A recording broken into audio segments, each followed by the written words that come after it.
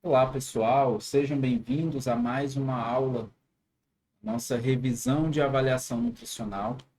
Hoje a gente vai trabalhar um pouquinho sobre exame físico, dando continuidade ao que o último vídeo já trazia, né? Como vocês sabem, essa daqui é uma aula de revisão, então é uma aula mais rápida para você ter um primeiro contato com esse conteúdo ou para você revisar algo que você já viu em outro momento de avaliação nutricional no seu estudo aí na sua vida.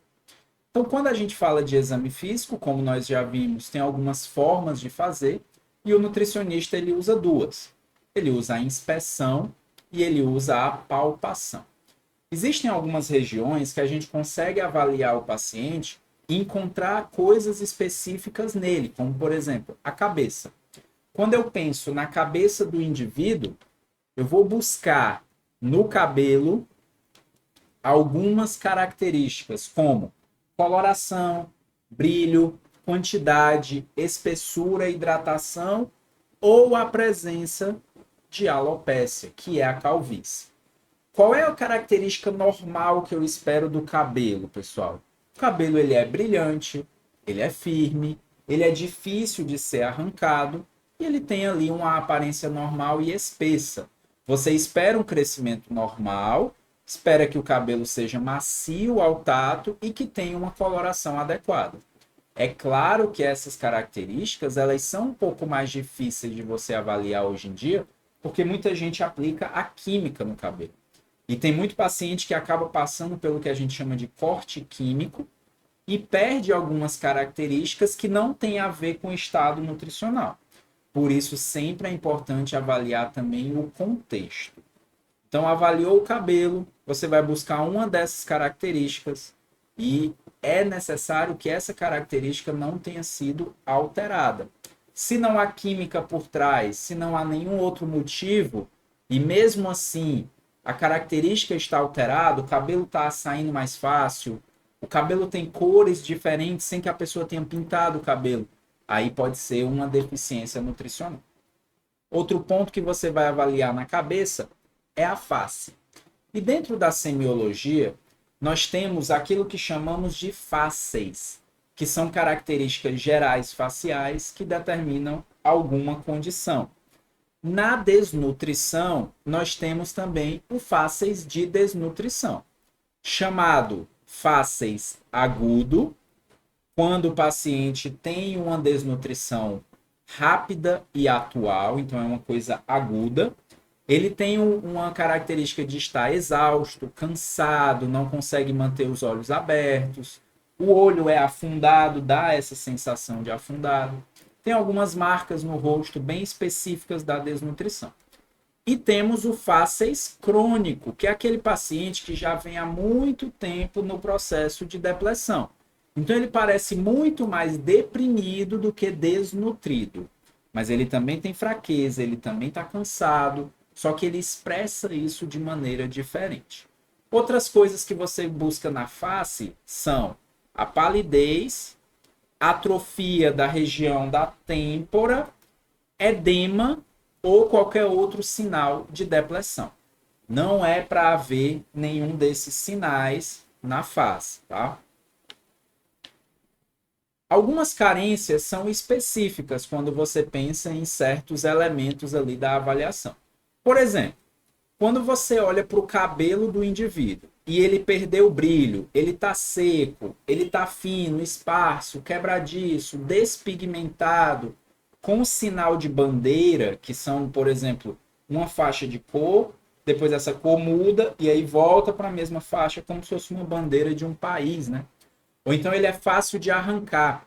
Geralmente eu ligo essas características a deficiências específicas possíveis, já que o exame físico ele tem essa característica de ser muito amplo e muitas vezes.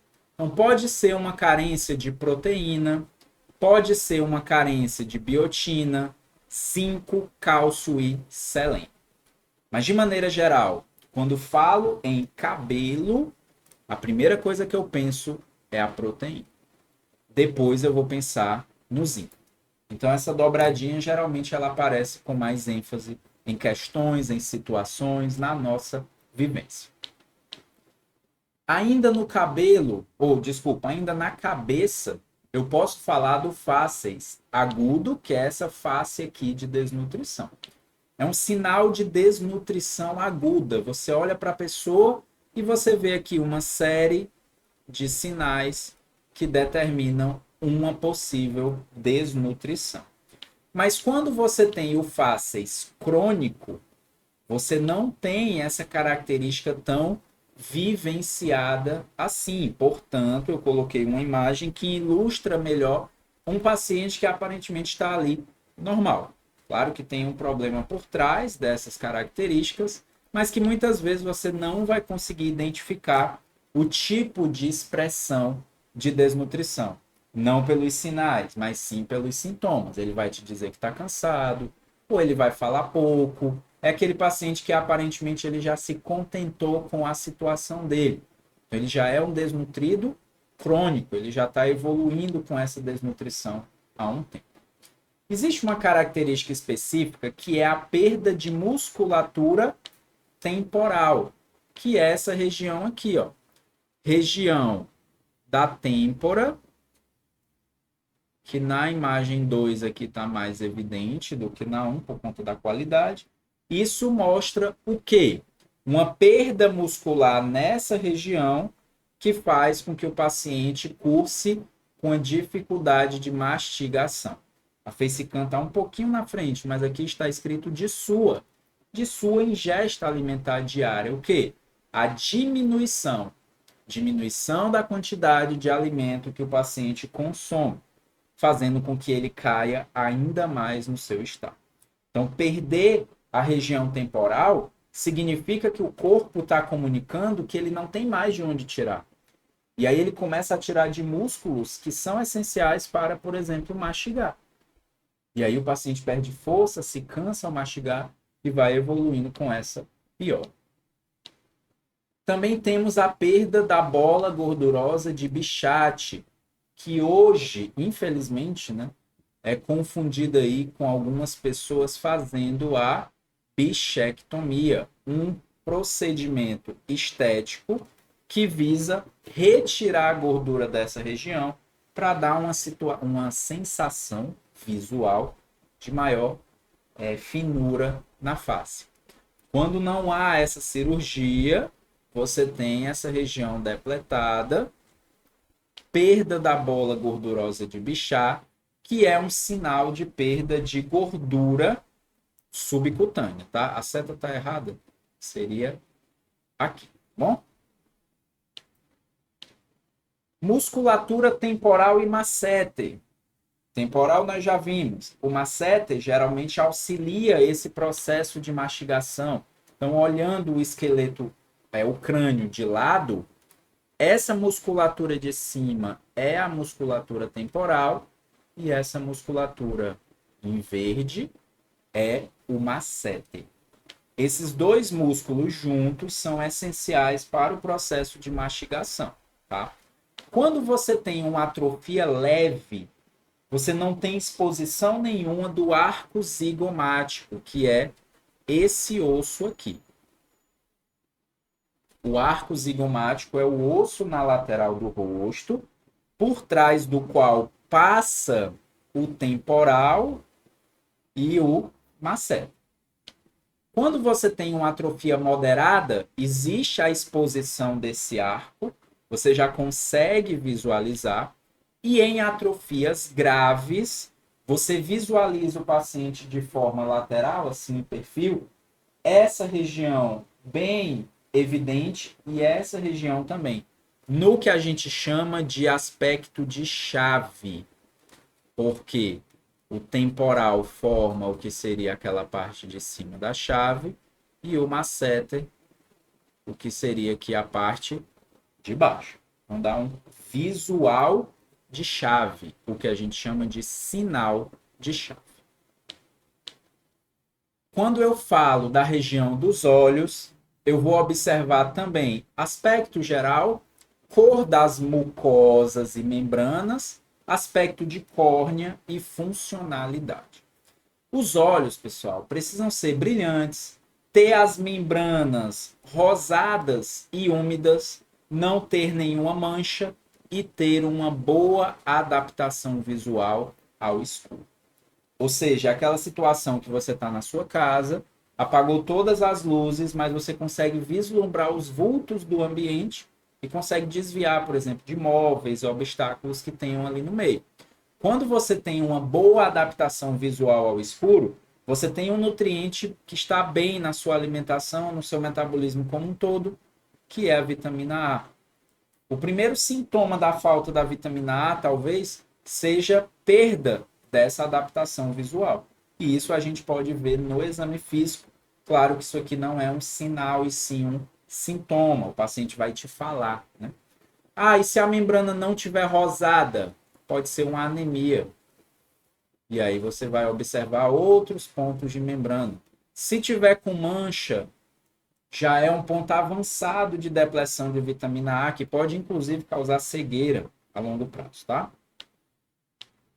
Algumas carências específicas nos olhos são os olhos secos, que aí eles começam a ficar avermelhados, perdem essa umidade natural, e é sugestivo, primeiro, de vitamina A, segundo, de vitamina C.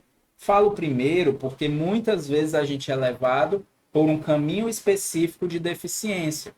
E a vitamina A é sempre o primeiro pensamento quando eu falo em olhos, tá? Outra carência específica é justamente essa falta de visão noturna, que eu chamo na semiologia de nictalopia. Eu perco a minha adaptação visual ao escuro. Isso é possível carência sempre, primeiro, vitamina A, depois eu penso nos outros nutrientes. Molibdênio, riboflavina, que é a vitamina B2, vitamina C e zinco. Também na cabeça, principalmente nos olhos, eu posso ver um excesso específico de com uma característica muito marcante, que é o arco córneo lipídico e o xantelasma. Os dois indicam processo de dislipidemia.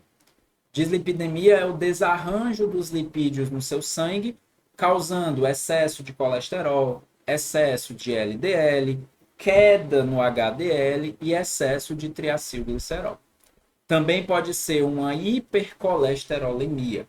Então, os lipídios eles estão em tão grande quantidade no sangue que eles acabam chegando até o olho. E aí você forma, essa partezinha da imagem que está esbranquiçada, o arco córneo lipídico. Muito comum em pacientes que consomem corticoide.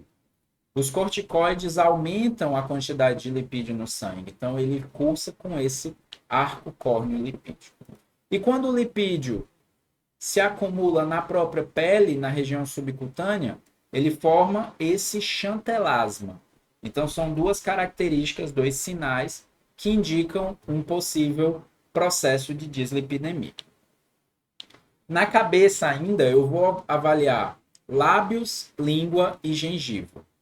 Tanto nos lábios quanto na gengiva, eu vou procurar primeiro a coloração. A coloração de mucosa, de maneira geral, precisa ser rosada. Os lábios precisam ser macios, sem inflamação e com essas mucosas avermelhadas. Enquanto a gengiva não pode ter nenhum sangramento e nenhum edema. Então, a região gengival tem que ser natural. Não pode estar porosa, não pode ter edema, não pode ter sangramento. Na língua, nós temos que olhar coloração, integridade das papilas, edema ou espessamento. Uma língua precisa ser vermelha, sem edema nenhum, com a superfície normal e o paciente apresentando paladar preservado. E aí você só vai saber se você ofertar alguma coisa para ele provar. Havendo qualquer alteração nesse sentido, nós vamos ter algumas carências específicas aqui. Primeiro, quando a gengiva encobre os dentes ou tem fácil sangramento, esse é um sinal característico da falta de vitamina C. Inclusive, é um sinal de uma condição chamada escorbuto, que muito foi erradicada na nossa sociedade, uma vez que a vitamina C está praticamente em todos os alimentos cítricos que nós consumimos com muita frequência. E aí nós temos essa característica aqui, ó, sinalizando uma possível carência de vitamina C. Quando há o sangramento, pode ser vitamina C, mas eu ligo muito mais a vitamina K. Todas as vezes que há um sangramento em alguma parte do corpo de maneira facilitada, o primeiro pensamento que você tem é em cima da vitamina K. Na cavidade oral, se você tem língua vermelha, lisa e dolorosa no seu paciente, é uma possível carência de vitaminas do complexo B, de maneira geral, e também de ferro. Então, são duas coisas que você deve observar aqui. Cavidade oral ainda com a língua branca, nessas características aqui, indica possivelmente um processo de disbiose. Essa língua que você até pode fazer a raspagem e ela não passa, é sinal que o paciente pode ter uma disbiose ali, uma proliferação bacteriana causada por isso. Na região dos dentes, eu vou procurar cáries, ausência de peças dentárias e uso de prótese. Muito buscando aquela ideia da anamnese, para saber se o paciente vai conseguir consumir a alimentação que eu vou ofertar para ele dentro do hospital. Quando você tem uma dentição incompleta, você tem um paciente com dificuldade de mastigação. Isso faz com que ele volte a sua dieta para o alimento mais pastoso ou até mesmo líquido, o que faz com que ele tenha um menor aporte de caloria e também de proteína. E aí você tem um prejuízo de estado nutricional a longo prazo. Com relação à avaliação no pescoço, né, nós temos essa região baixa aqui também para avaliar. Você vai observar aqui perdas musculares na região supra e infraclaviculares, assim como também a fúrcula external. A fúrcula external é essa região aqui entre as duas clavículas que evidencia bastante essa musculatura de pescoço e essa região aqui, ó, abaixo e acima da clavícula. Então são regiões locais que mostram que o paciente tem uma perda muscular grave, e aqui é principalmente músculo, tá? Uma desnutrição muscular, perdendo massa muscular aqui.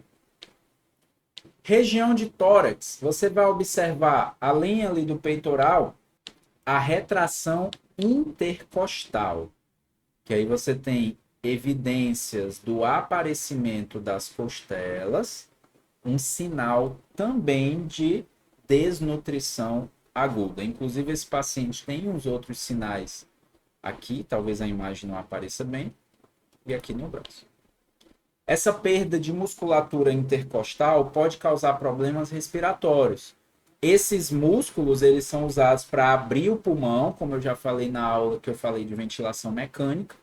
E aí, quando o paciente não expande muito bem essa caixa torácica, ele acaba tendo uma insuficiência respiratória, o que piora o quadro e pode causar uma pneumonia, e aí ele começa a ter uma depressão maior ainda. Na região das costas, você vai observar uma atrofia paravertebral. Como assim, professor? Possível que você defina muito bem aqui, ó, os contornos escapulares do paciente.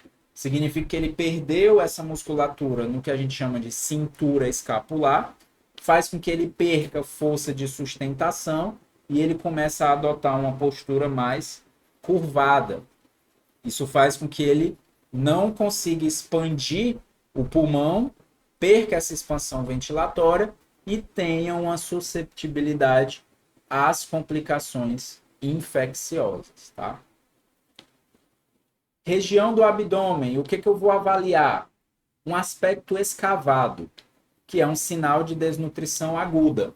Então, aquela barriga negativa não é um sinal estético bacana.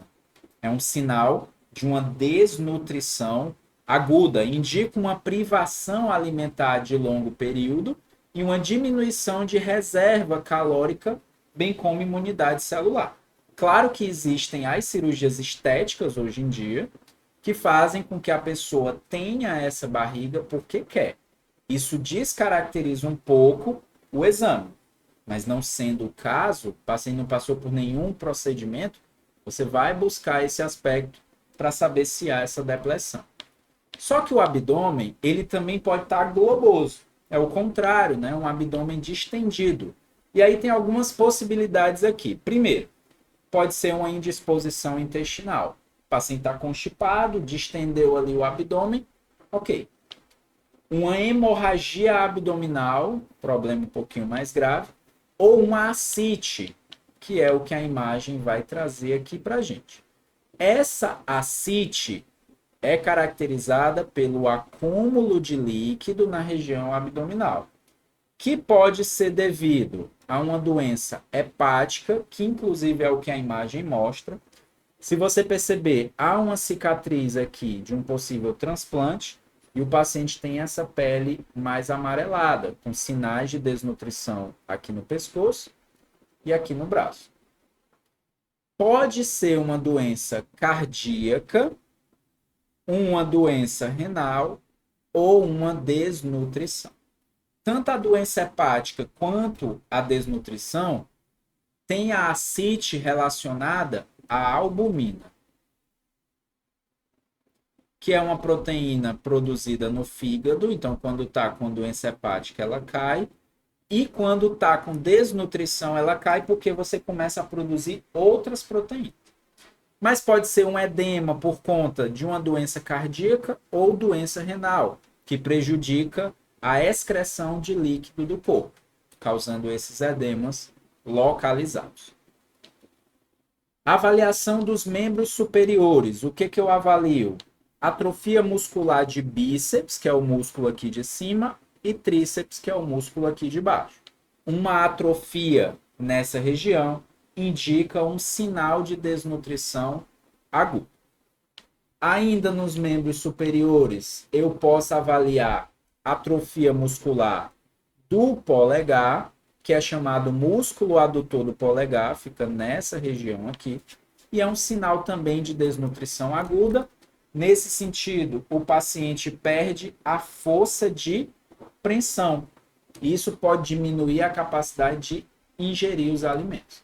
Então, quando nós temos essa força aqui com o dedão, a gente não tem problema. Mas quando você não consegue fazer esse movimento aqui, o paciente acaba não conseguindo levar uma colher à boca, pegar num copo sem derrubar, perde um pouco a sua autonomia. Na ausência de um dinamômetro, que é o aparelho que mede essa força, você pode pedir para o paciente simplesmente apertar a sua mão. E aí você vai sentir a força dele. O exame físico é subjetivo.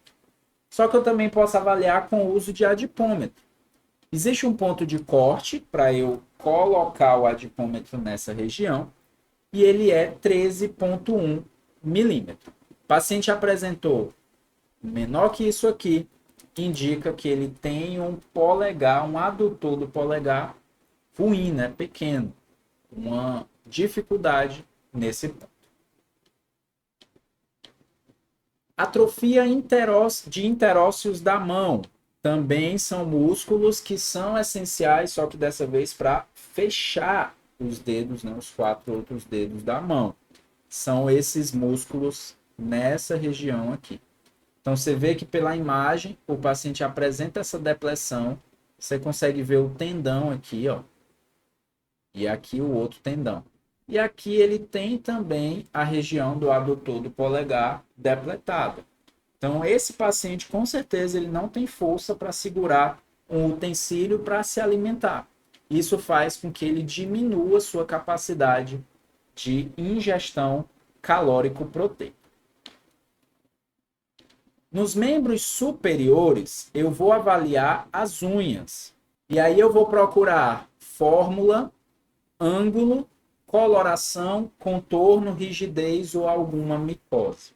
Uma unha normal, ela é uniforme, arredondada, lisa e firme.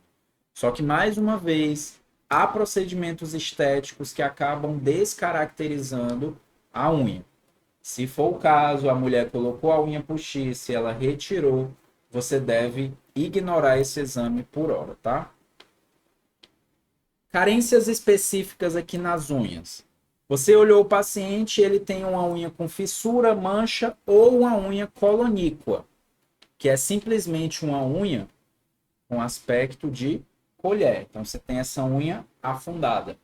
Primeira coisa que eu penso quando eu falo em unha: ferro e zinco. Os dois.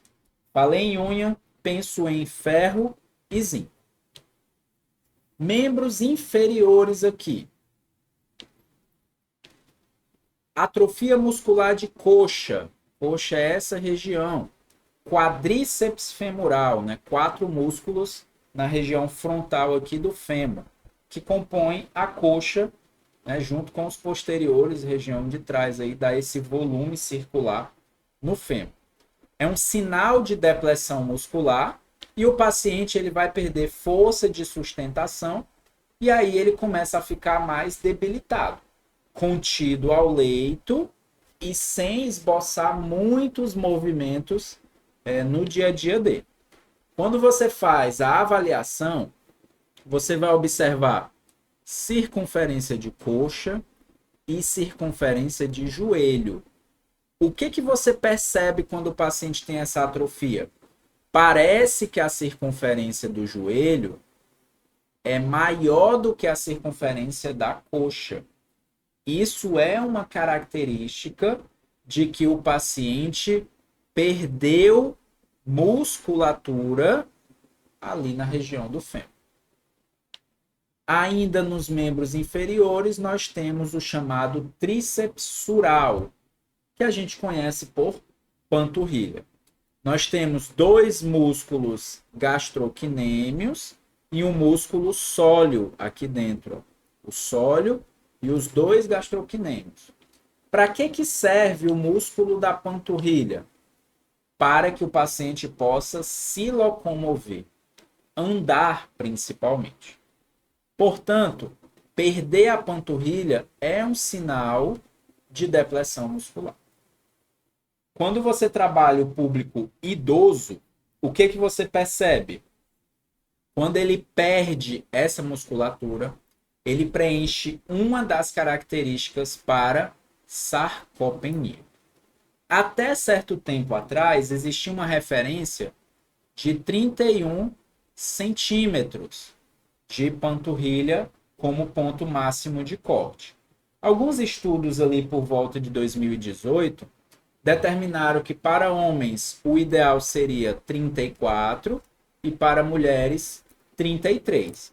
Esses pontos eles não entraram muito em uso ainda, mas há forte sugestão para que seja adotado esses pontos de corte para a panturrilha, tá? Fica a critério, atualmente a gente não tem uma determinação clara, podendo ser utilizado tanto um quanto o outro ponto. Avaliação agora, pessoal, na pele. A pele tem alguns sinais específicos e nutrientes específicos também para a carência. Então, por exemplo, você olhou ali a pele do paciente. Ela está seca, ela tem falha de pigmentação. Eu penso em vitamina A e eu penso em zinco. Muita gente se confunde porque começa a ligar a vitamina A apenas aos olhos. Mas existe um outro órgão no corpo, que é a pele, que a vitamina A também participa como importante ponto de estruturação.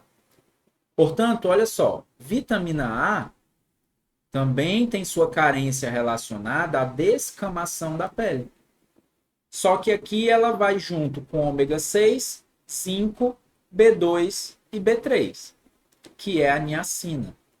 E em se tratando de niacina, nós temos inclusive uma característica importante de uma doença causada pela falta de niacina, que é a pellagra, que atinge a pele, que a pele fica hiper pigmentada.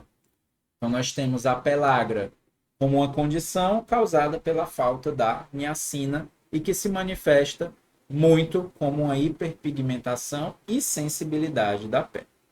Se a pele está pálida, assim como qualquer outra mucosa, você sempre vai pensar em ferro, B12 e folato, porque são os 3 nutrientes que estão ligados à anemia. Só que é uma anemia carencial que a gente chama. Petequias, que são pequenas hemorragias, são relacionadas à vitamina C, enquanto que o sangramento fácil e os hematomas frequentes são relacionados à vitamina K, principalmente. Por mais que a C esteja aqui, muito por conta dessas petequias, né, que aparecem aqui no anterior. Então, são esses nutrientes que a gente precisa lembrar e saber relacionar com pontos específicos da pele. A pele também pode mostrar sinais de desidratação. A desidratação é causada ou por uma ingestão reduzida do líquido ou por uma perda de líquido aumentado. Um suor excessivo, uma urina excessiva, vômitos ou até mesmo diarreia. Os indivíduos mais susceptíveis são idosos, principalmente porque perdem essa possibilidade, condição de informar que está com sede. Também crianças e pessoas que dependem do cuidado de outras, porque se a pessoa que cuida não ofertar a água, o paciente não vai tomar. E aí pode se desidratar. Sinais e sintomas de desidratação. Primeiro, sede, secura labial, secura nasal e secura de mucosas. Isso é o que eu chamaria de leve. Começou a ficar mais grave, taquicardia. Coração acelera, a pessoa fica agitada e, em casos mais avançados, acaba tendo convulsão. E pode levar também à morte. Para avaliar a desidratação na pele, você pode, primeiro, né, para avaliar a desidratação geral, porque aí pode confundir vocês, mas aqui eu coloquei de maneira geral. Peça para que o paciente produza saliva. Se ele estiver desidratado, ele não vai conseguir produzir, ou ele vai produzir com mais dificuldade. Especificamente na região do rosto, ali de maneira geral, veja o brilho dos olhos, veja a umidade de gengiva e de lábio, além da coloração, para já aproveitar e fazer análise de anemia, né? Você já faz tudo de uma vez. Na pele mesmo, passa a ponta da unha na região do braço ou na região da perna e veja se forma uma marca branca. Isso são sinais que caracterizam a desidratação. Também é possível verificar turgor e elasticidade. Você puxa a pele do paciente para cima e solta, ou pede para ele puxar, e essa pele precisa voltar ao que era antes de maneira rápida. Se ficar a marca, ou demorar a voltar, é porque a pele perdeu turgor e elasticidade. Ela está desidratada. Professor, isso é normal no idoso? Sim, porque o idoso tem uma pele mais ressecada. Ele tem uma desidratação maior, muito porque ele não toma água e pelo transcorrer da vida normal dele. Mas no adulto não idoso, não é esperado que isso aconteça. Na pele, eu também busco edema. O que é o edema? É o acúmulo de líquido nos tecidos do corpo, evidente na região subcutânea. É um acúmulo extracelular.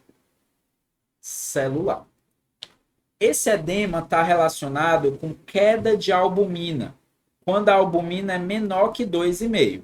A albumina é uma proteína produzida ali pelo fígado que faz com que haja o controle dos líquidos no sangue.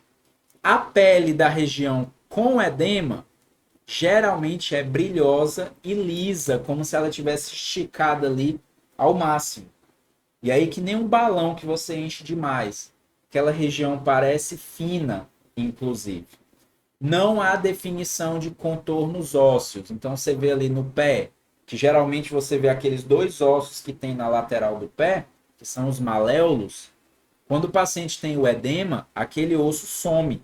Então fica um pé que você não consegue definir onde que ele de fato acaba. E o edema é um dos sinais cardinais da inflamação, mas ele não deve ser exacerbado. Não pode ser demais, não pode ser exagerado. Edema está ligado à desnutrição, doenças hepáticas, renais ou cardiovasculares, como a gente já falou. E aí tem um sinal muito específico do edema, que é o sinal de Cacifo ou sinal de Godet, que é quando você aperta a região do edema e fica o buraco. Na nutrição, na semiologia nutricional, assim como na enfermagem, a gente trabalha por potência. 1 mais, 2 mais, 3 mais ou 4 mais. Então, quanto pior aquele edema, mais cruzes, que é como as pessoas chamam, você vai colocar. Então, por exemplo, você apertou, tá bem fraquinho o sinal, 1 mais. Ficou um pouquinho maior, 2 mais. Maior ainda, 3 mais. No máximo possível, 4 mais. Então você olha para esse edema, talvez seja um edema 3 ou 4 mais. Depende da visão de quem avaliou, tá? Mas isso sempre vai indicar potência. Ah, eu acho que o paciente está desidratado. O nível de hidratação máximo seria o 4 mais. Porém, ele só está 1 mais. Então, ele está com baixa hidratação. Está desidratado. A gente sempre usa essa nomenclatura. Aqui você vê uma imagem onde fica difícil definir, a não ser pelas listas, né, que aparecem ali de marcas da articulação, mas fica difícil definir onde que acaba o pé. Então, esse é um edema grave, é um edema 4 mais, com certeza, tá? De moderado a severo.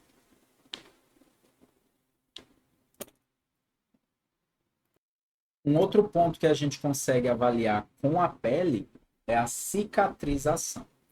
A cicatrização ela é avaliada pela técnica de inspeção. Então, você não vai fazer palpação nenhuma ali no paciente.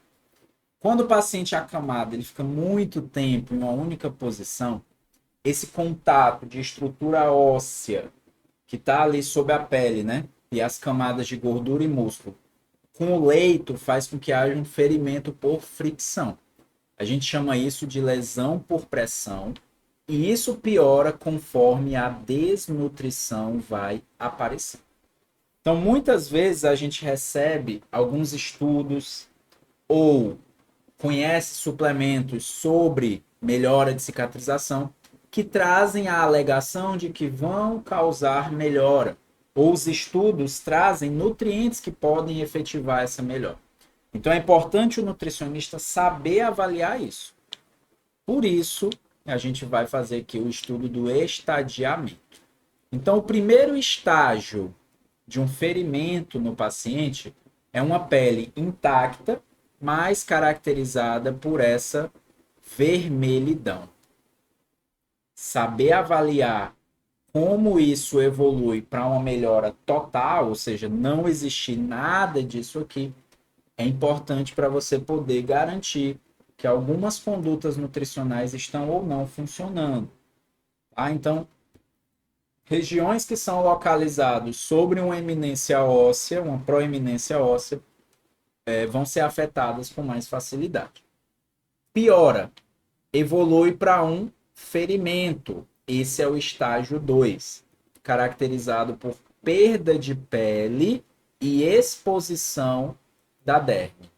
Você vê que o leito da ferida ele é viável, você consegue localizar.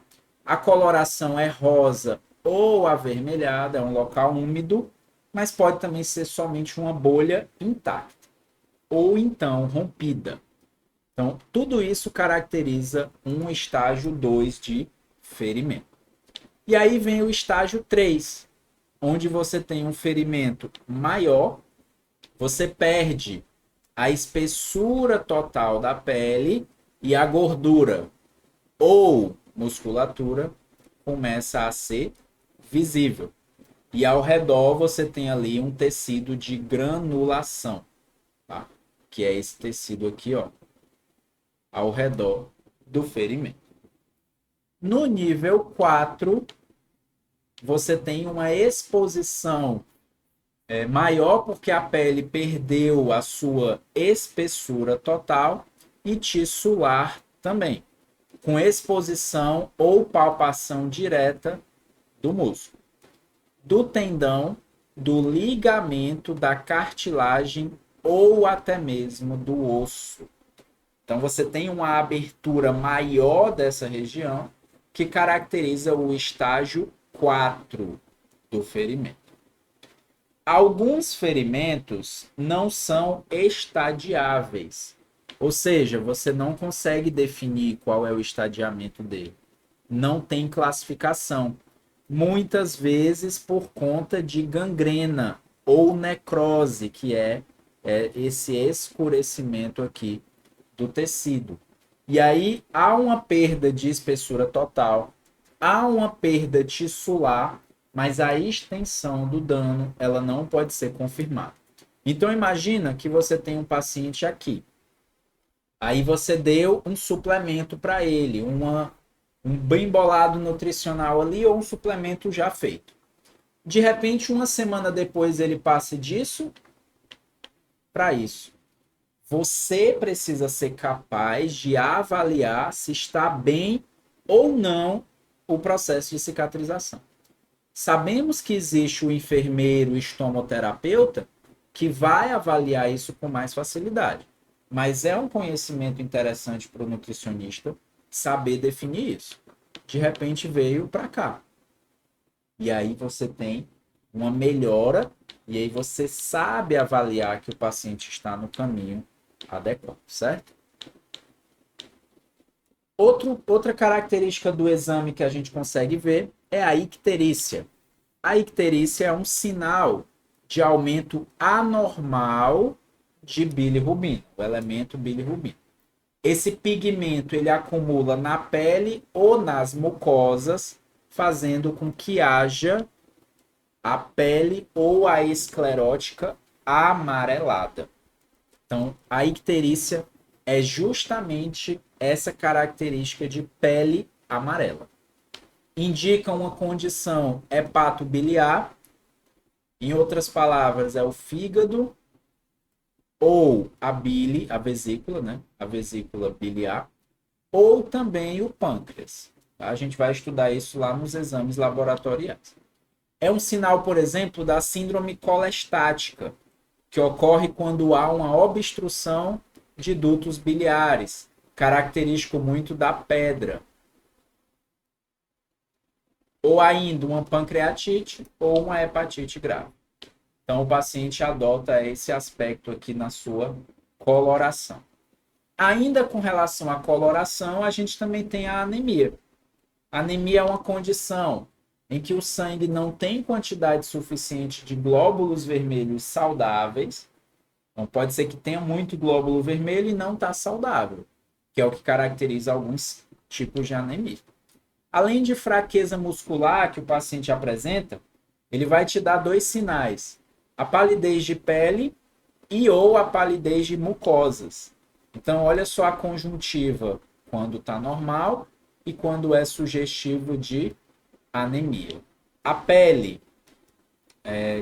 descartando um provável efeito de saturação proposital, né, nessa imagem, a pele sai de uma coloração mais assim para uma coloração mais clara. Ok? Então, esses são os sinais que a gente pode buscar para determinadas condições. E nós temos também como diferenciar os sinais de acordo com cada nutriente. Para fechar esse sistema de exame, né, a gente acaba facilitando, tendo uma facilidade se trabalharmos dessa forma. Por exemplo, quando eu falo em proteína e eu olho os cabelos, o que eu vou ver? Sinal de bandeira e o cabelo é arrancável com facilidade. Então, quando você tem essa condição no cabelo, você liga a proteína. Por mais que possa ligar também a outros micronutrientes, como outros nutrientes, né? Como o micronutriente zinco, ferro, tá? E também o magnésio. Na face, você vai ter perdas musculares, então depressão temporal, masseter com exposição do arco zigomático, a pele com despigmentação difusa ou uma face com edema, se o paciente tiver uma queda abrupta de albumina. Os olhos, por estarem afundados, entre aspas, pela perda dessa musculatura, eles estão escurecidos, né, ao redor deles, um sinal ali de como se fosse o olho de um panda, né, que o pessoal fala. Há uma flacidez e os olhos afundados. Na pele, a falta de proteína causa deficiência de cicatrização. Então, aquele processo que a gente viu do estadiamento, ele é piorado quando você tem uma deficiência de proteína. E a pele tem a aparência de celofane, que é aquele papel que não é liso, né? E também pode haver o edema corporal. No tórax, retração intercostal, retração subcostal, tudo a gente viu nos slides anteriores, né, como sinais de desnutrição aguda. Todos aqueles sinais estão relacionados à perda de proteína. Já os lipídios, eles vão ser observados quanto à sua manifestação de depressão na face, com a perda da bola gordurosa de Bichat, e no abdômen, com o abdômen escavado e com o umbigo em forma de chapéu, que é um pouquinho da pele que aparece acima do umbigo, fazendo esse desenho, que aí fica parecendo um chapéu. Vitamina A, eu sempre ligo aos olhos, mas eu também ligo à pele. E aqui estão todas as manifestações que eu falei quando eu falava dos olhos, sendo que o mais simples, entre aspas, seria uma cegueira noturna, mas pode evoluir até mesmo para uma secura de córnea ou cegueira. Tá? Só que a vitamina A também se liga à pele, causando hiperqueratose folicular, que é esse aspecto aqui na pele. Então, os pacientes têm esse aspectozinho, como se fosse várias bolinhas na pele, inflamadas. Pode ser um sinal de falta de vitamina A. Nos olhos, você tem aqui o que seria uma ceratomalácia ou a marca de Bitot, que é um ponto no olho que pode causar uma cegueira e é causada pela falta de vitamina A. A vitamina K, ela sempre está ligada ao sangramento. Por quê? Porque a vitamina A, ela causa coagulação. Quando ela está baixa, o sangue não coagula. Então, ele vai formar o quê? Petequias na pele, equimoses, que são os hematomas pequenos, né? Fácil formação de hematoma. E aí você tem a pele com essa característica aqui, ó. No sangue, você tem uma anormalidade de coagulação e você tem uma hemorragia. Tá? Então, hemorragia mais grave em crianças recém-nascidas, podendo até mesmo matar. A vitamina B1, ela está relacionada ao metabolismo energético, onde a vitamina B1 é a tiamina. Tá? Existe um componente dentro do metabolismo humano que é o pirofosfato de tiamina. Esse elemento é um cofator para reações de desidrogenases, tá? Então, todas as vezes que você tem uma enzima que faz um processo de desidrogenase, como a piruvato desidrogenase, a acetoglutarato desidrogenase, você sempre vai ter vitamina B1. A vitamina B1 ela está intimamente ligada ao ciclo de Krebs. cuja função é fornecer elementos que vão fornecer, no final de uma cadeia transportadora de elétrons, ATP, ou seja, energia. Portanto, a falta de vitamina B1 vai causar um déficit energético na célula. Se isso acontecer no músculo, fraqueza. Se isso acontecer no coração, perda de batimento cardíaco. Se isso acontecer no cérebro, perdas cognitivas. Portanto, a deficiência de vitamina B1 ela vai ser dividida em três. Beriberi seco, que ocorre no músculo. Beriberi úmido, que ocorre no coração. E beriberi cerebral, que ocorre no cérebro, que é chamado também de encefalopatia de Wernicke-Korsakoff.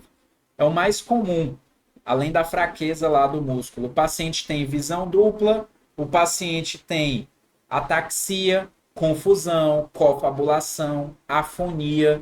Então o paciente ele não sabe o que está acontecendo muito por conta dessa falta de ATP na região cerebral. Quando o paciente tem um consumo de álcool elevado, ele tem sintomas similares ao do beriberi, porque o álcool ele diminui a quantidade de vitamina B1. Tá? Outra vitamina que a gente também pode avaliar nesse sentido é a vitamina B3. Tá? Vitamina B3, como eu já falei ali atrás, você vai avaliar a pele. Essa hiperpigmentação, esse descamamento de pele, essa sensibilidade caracteriza a pellagra, que pode ou não ser associada à diarreia e demência, dependendo aí do triptofano, tá? Também no músculo, a vitamina B3 ela vai causar falta de energia para a contração muscular, porque ela é um componente importante do NADH. O NADH é o que o ciclo de Krebs produz para, no final, produzir o ATP que eu havia falado. Então, nós temos todo esse processo aí com a vitamina B3. Já a vitamina B12 está presente com suas manifestações na pele, por conta que a pele pode ter pequenas pintas amareladas, rugas, ou até mesmo palidez, que aqui eu foquei no slide em colocar na face, porque falta de vitamina B12 causa uma das anemias carenciais.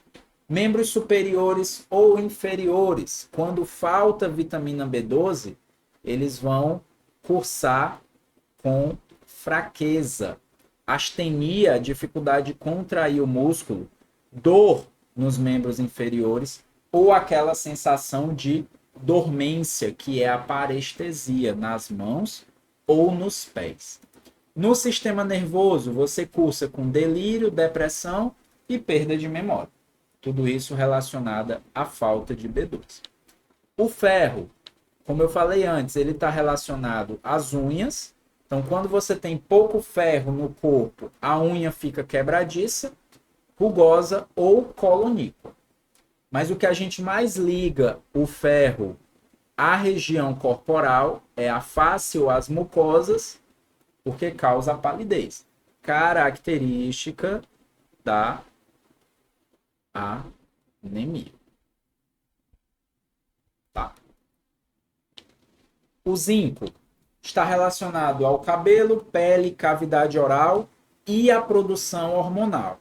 Então, com relação ao cabelo, a falta de zinco causa no paciente alopécia.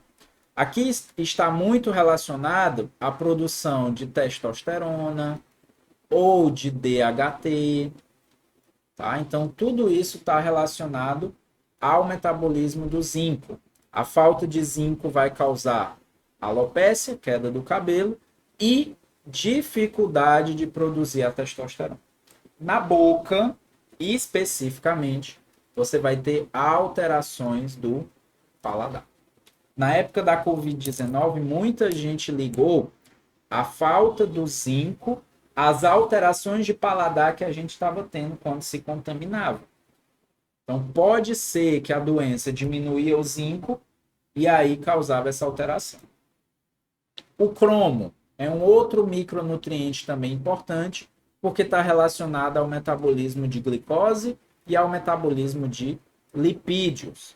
Então, o cromo diminui a tolerância do corpo à glicose e causa resistência à insulina. A longo prazo, isso pode prejudicar o paciente. Já com relação ao lipídio, ter um cromo baixo no corpo causa aumento de LDL e também de triacilglicerol. O iodo tem uma característica muito interessante dele, que é causar o bócio, que é o aumento da região da glândula tireoide, porque o iodo ele é componente-chave dos hormônios T3 e T4. Quando esses hormônios caem, a tireoide começa a tentar aumentar a sua produção e causa uma hipertrofia. Então, o paciente tem o bócio. Vitamina D está relacionada aos ossos. Seu metabolismo ele é holístico, inclusive a vitamina D ela é chamada hoje já reconhecida como um hormônio, pelo tanto de funções que ela tem. E nos ossos, especificamente, ela vai causar fraqueza, podendo causar o raquitismo, principalmente visto em crianças. Também pode ser visto em adultos, mas também pode ser na criança. Então, você tem ossos normais e ossos com raquitismo. Dividir o exame físico pelos nutrientes facilita muito, mas para isso você tem que ter adquirido um conhecimento anterior de quais os pontos você avalia em cada parte do corpo. Então, o objetivo dessa aula era fazer com que vocês vissem isso de maneira geral. Porém, por hoje, nós concluímos, tá? Espero que vocês consigam entender bem esse conteúdo, estudar essa parte com mais aprofundamento, que tenha servido de uma revisão ou como um primeiro contato. Foi um prazer estar com vocês, muito obrigado e bons estudos.